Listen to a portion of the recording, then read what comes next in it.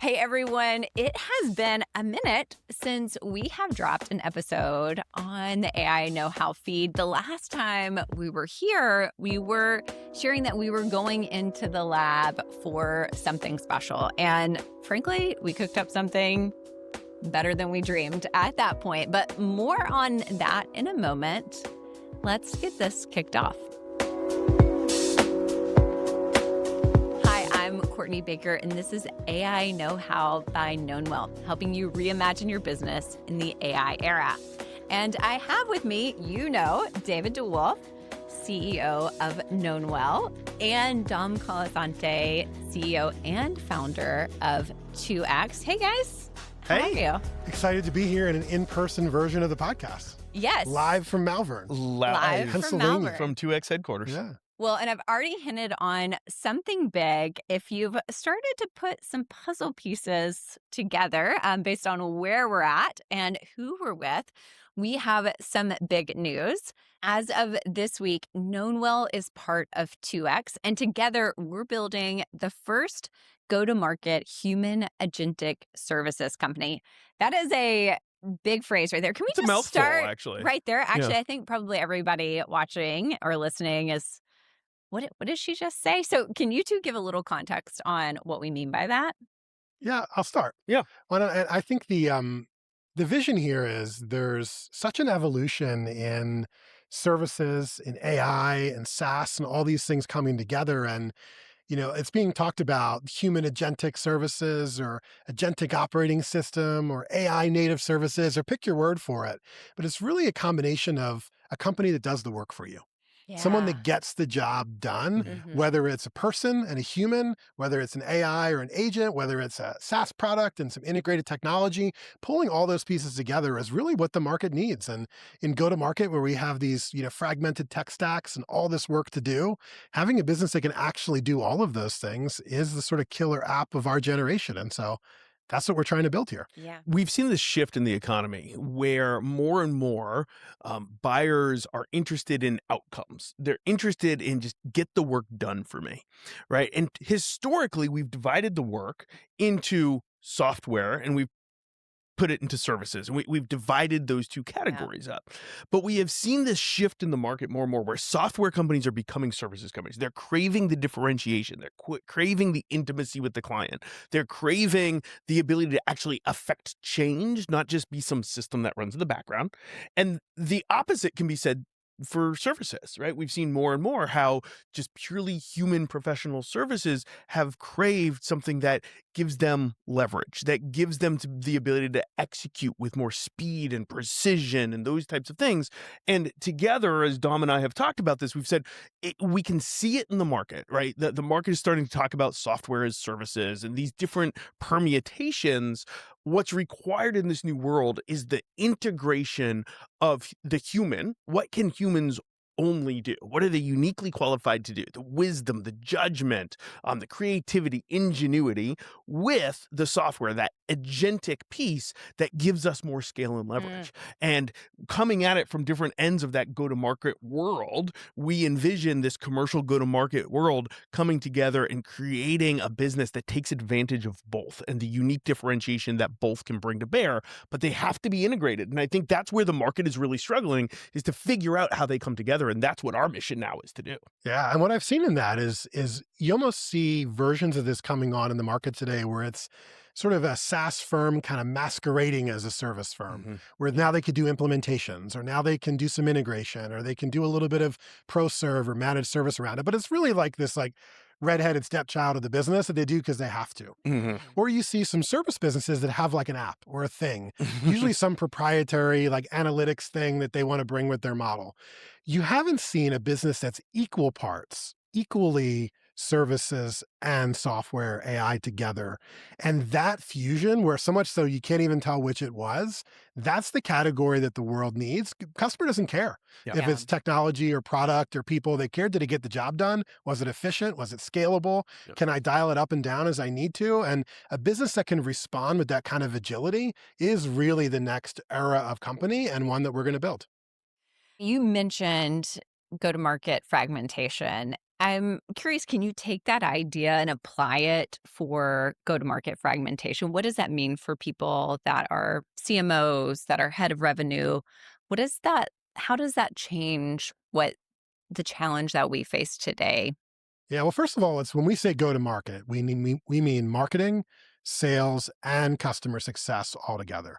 And I don't think, as a former CMO myself and a CEO of a go to market company for the last almost 10 years now, I don't think you can solve a revenue growth problem without all three of those components. And while we may have over indexed on marketing in the past and generating campaigns, or over indexed on sales and pipeline creation and closing, or retention on the other side, like you really have to integrate those three motions into the fabric of one thing. That's one. Two, every single organization you go into has a completely unique fingerprint of technology across all of those areas. I've never seen two companies that have the same CRM and map and automation systems that are and supporting, their website and their digital experience and their account-based, motions and their data and their analytics are completely unique in their fingerprints. And so you have to be able to tie into, hundreds of different things in order to properly orchestrate data, Mm, workflow, process, mm, and get really that unified customer journey across that. And frankly, it's hard to do that with either humans or platform integration alone. You need the combo of both of those that's now possible with AI and agents and other type of workflows that you can automate to move data, to move things across the silos and to get things done in a faster way. And so I think exploring that sort of broader, how do we generate revenue? How do we Mhm. produce growth? How do we achieve scale in our customer acquisition? How do we also like really treat retention as a motion as important as new yeah. customer acquisition, right? We've seen Mhm. this data that go into your year over year, 90% of your revenue target for the year is made up by retaining the customers from last year. And yet we only spend like 10% of our time on that. We More spend not, money. yeah, Yeah, we spend right. 90% on the new customer and the new Yeah. logo and the new expansion. Right. And how do you kind of bring those together in one motion and say, what's the best thing to grow the company? What's the best experience? And how do we pull those pieces together? And a lot of companies, I think, are struggling to keep up with all of those things. How do you stay up to date on the new thing that Adobe launched and this new thing that's getting plugged into this platform and this new AI workflow builder that someone put together? It's a classic use case for services. Yeah. Yeah. The people that are in the business of doing that every day. And so I think there's a chance to create sort of a unified experience across all those motions. I want to pull out the theme that I heard across everything you just said, which is integrated. Right. The number of times that you said the integration, you called it the integrated customer journey. You talked about integrating marketing, sales, and customer success over and over again. I think that's key because it's not only true in go to market, but it's also true in terms of the agentic trends that we're seeing, right? More and more, what we see is the integration of these specialized disciplines coming together in very new ways to disrupt the way the entire workflow has taken place. And I think most of our listeners will probably see that mostly in the technology space, right? Mhm. We've seen the walls come down between what is a quality assurance engineer and what is a front end engineer and a back end engineer and a data scientist and a product manager. And now we have these product builders that leverage hundreds of agents to build software faster than we ever could before. And a big part of that is taking the handoffs and the operational burden out of the process, right? And leveraging the technology. I think that one of the next complex workflows in a business, if you will, one of the complex value chains in a business is the go-to-market motion. And historically, we've had, how many times have you heard, marketers and sales talk about the sales versus marketing dilemma, right? There's always this tug of war. Well, the same could be true pre-sales and post-sales, Yeah. right? Overarching, what we need to get to is a holistic way of looking at how do we drive the commercial go-to-market motion of our business. And I think looking at it in an integrated way against the integrated customer journey is going to unlock a lot and allow us to figure out where do humans play in that in a very unique, special way in this agentic world, but also where can the agents come in and give us a lot of leverage. Yeah, it's bringing that forward deployed engineer concept into go to Totally. market, which I think is so important because that means you still need the forward deployed engineer, right? Totally. And Yeah. now they're superhuman with the agents and portfolio of tech around them. But that's really the new That's right. engine I think it's going to get created. Well, Dom, you said it earlier today. What people really are buying, whether it's services or SaaS, is the outcome. And, where we are today, how we get to that outcome may change, but that's what people actually care about is the outcome. They buy these tools, they get frustrated because they can't do the change management. People aren't actually using them. They do all these things. And in the past, you were kind of stuck in these silos. Now, the way we get to that outcome for customers changes dramatically in this next era of human agentic services companies. It's really fascinating to think about and exciting, I think, for everybody listening. You have something that you've never had before to deploy in your businesses. Okay, next question for you two. You've both emphasized that the future of go-to-market is both human and AI. Can Yeah. you just unwrap that a little bit for us? What do you mean by that? Yeah. Well, I think what's important, I always start this question with the anthropology, right? We have to understand the human being and unwrap that. And the question that I have for people is, what is it that humans can uniquely do, right? And for example, I love to lay out there is knowledge, and there's no doubt that there's a corpus of knowledge that artificial intelligence has that it can produce and replicate and has probably better memory and better ability to collect that knowledge than we do as human beings. But what AI can't do is understand the situational awareness around that and to leverage that in a wise and prudent fashion in order to make judgment calls, right? It's a great example to me of where AI has a very clear role, right? Agents can have a better memory than I can digest infinitely more data than I ever could, right? It can collect that knowledge. It can even synthesize that knowledge and serve it up to me, but it can't make a prudent decision. It can't be wise in exercising how to leverage that knowledge, right? And I think that's true for not only that, but also creativity, right? What is AI? It's a prediction machine based on past history. It can't be truly novel. It can't really have that ingenuity that's true creativity coming up with something in the first place. And so you can see this as it plays out, and we leverage AI, for example, in writing or in creativity. People have that sense. There's been all sorts of research that's been done of like, no, that's created by AI. I can tell.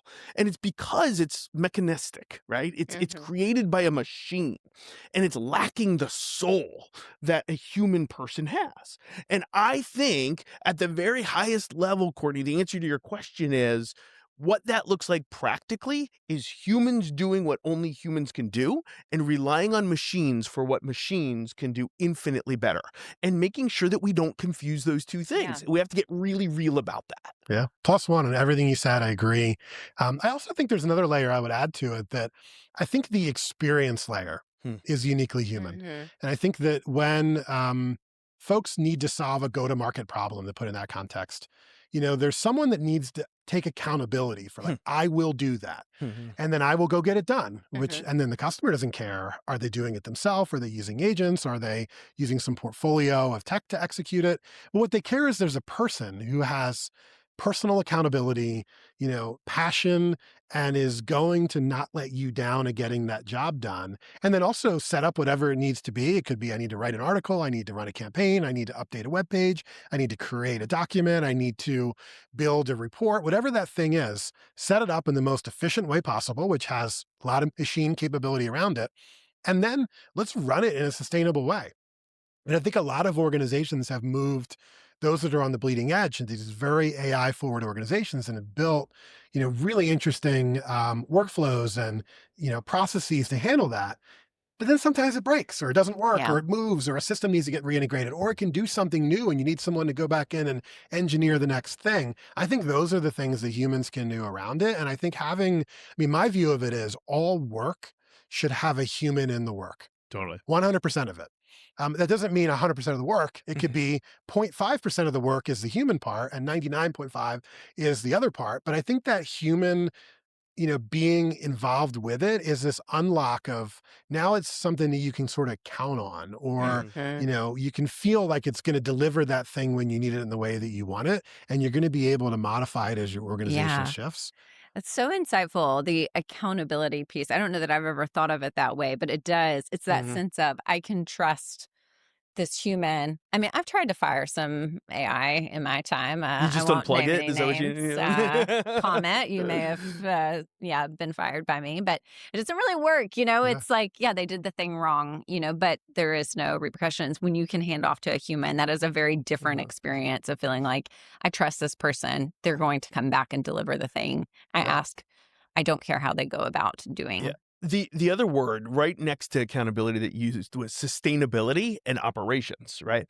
To me, this is one of the reasons why this combination makes so much sense, because it's where 2X has really excelled historically, which is unlike other marketing agencies, marketing firms that just execute, right? They execute the campaign. They execute. You have built sustainable operations that are marketing operations that allow you to do this in a repeatable and sustainable fashion.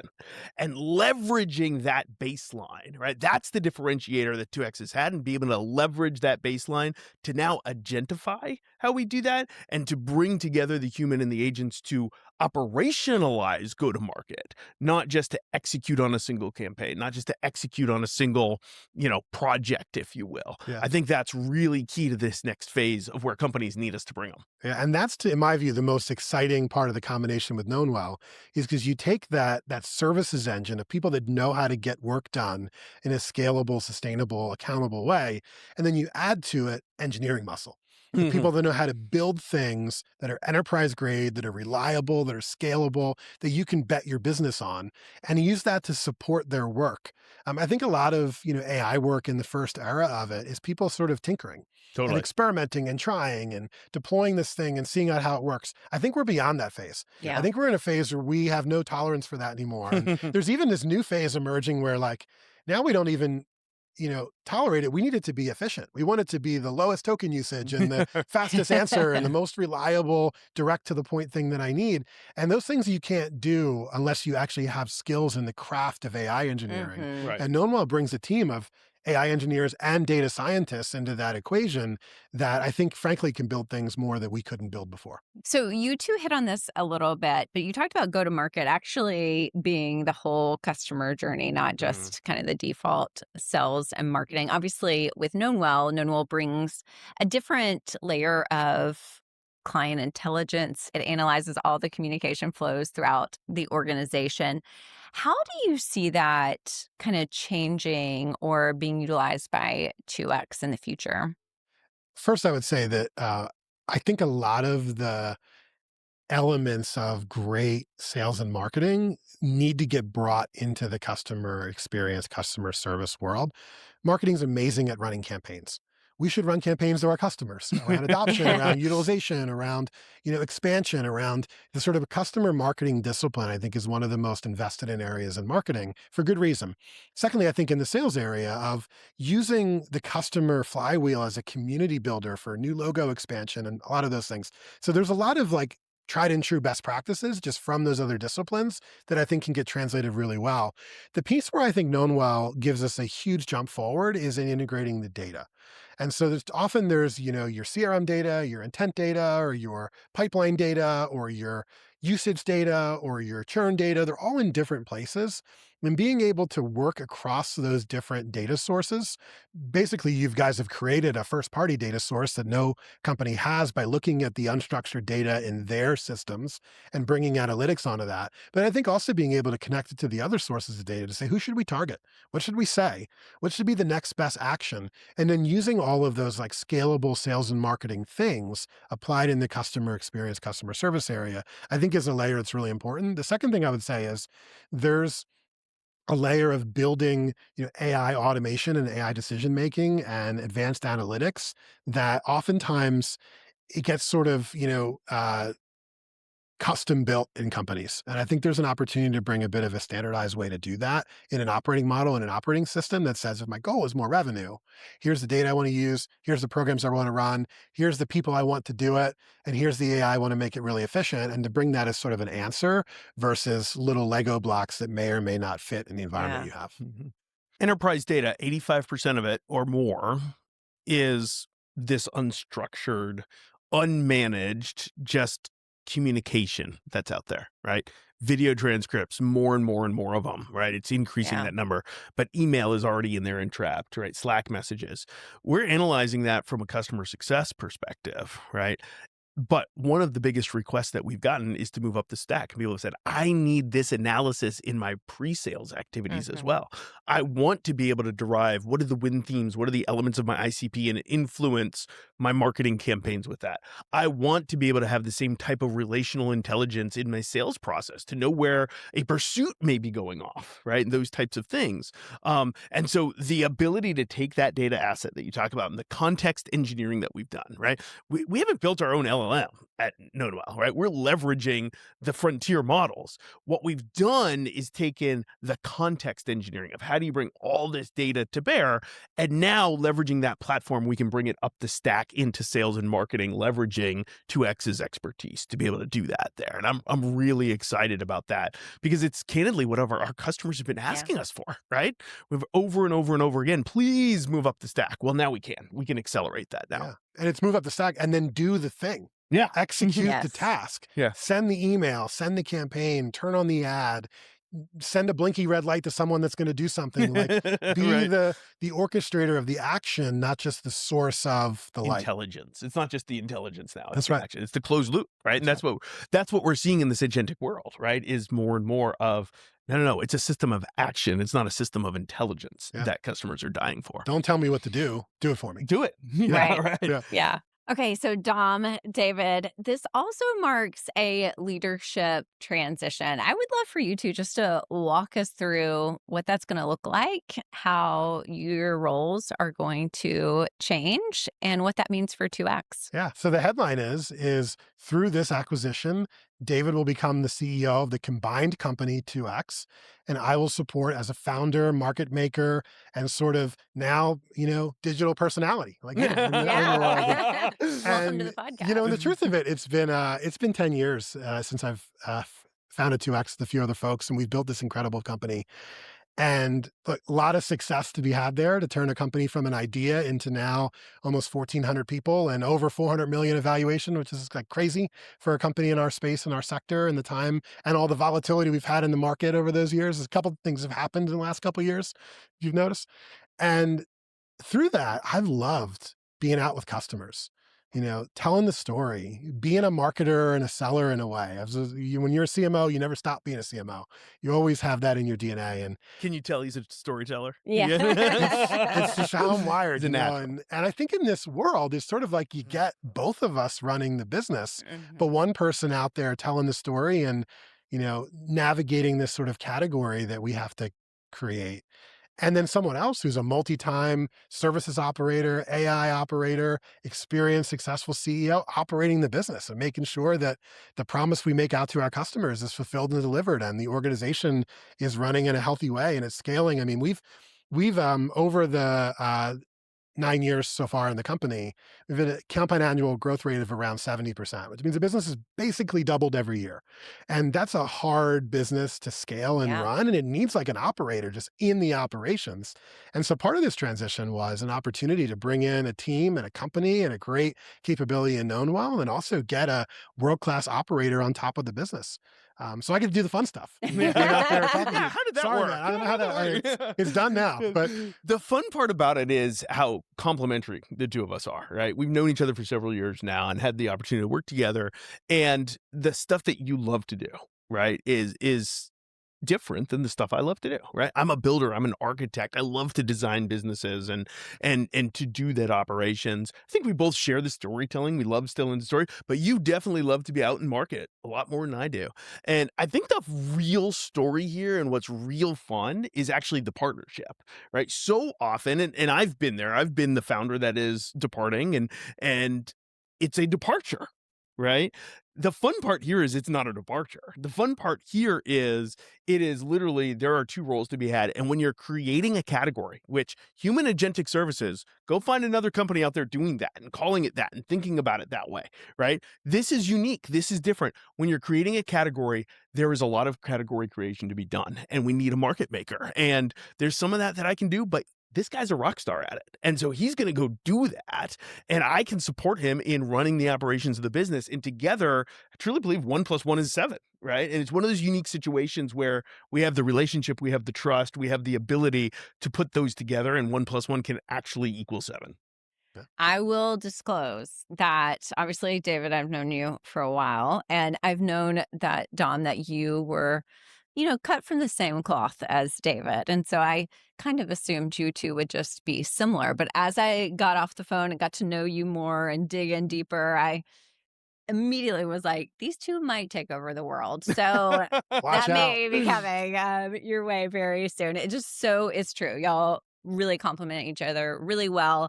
And I think as these new things come on board, it takes people like you two working together, not individually, to create something really incredible.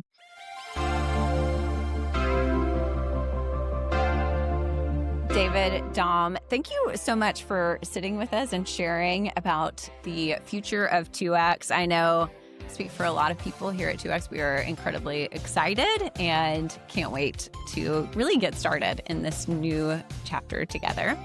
For everybody watching, thanks for joining us. This wouldn't be the end of an AI Knowhow podcast without asking one of our AI friends to weigh in on the topic at hand. And so we will end with this. Hey, Claude, can you share with us what you think about the next era of human-agentic services? Honestly, I think the next era is less about AI doing tasks and more about humans curating taste and judgment, while agents handle the connective tissue. Kind of like how producing a podcast isn't really about the editing software, it's about the editorial calls. The winners will be services where a human's point of view stays the product, and the agents just make that point of view scale.